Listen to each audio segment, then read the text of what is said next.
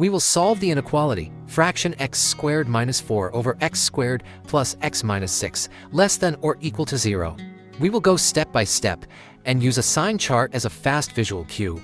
Step 1. Factor the numerator and the denominator. The numerator x squared minus 4 is x minus 2 times x plus 2.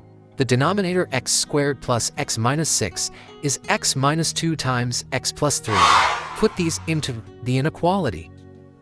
Important domain note: the common factor x minus 2 is in the denominator, so x equals 2 makes the expression undefined and must be excluded.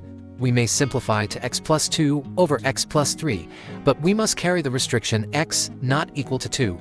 Step 2. Find all critical points. Zeros of the numerator occur at x equal negative 2 and at x equal 2.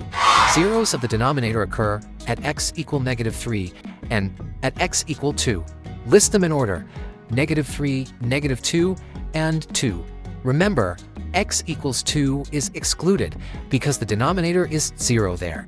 Thank you for watching. Tap like, share, and comment, and then follow and subscribe for more quick problem-solving tips.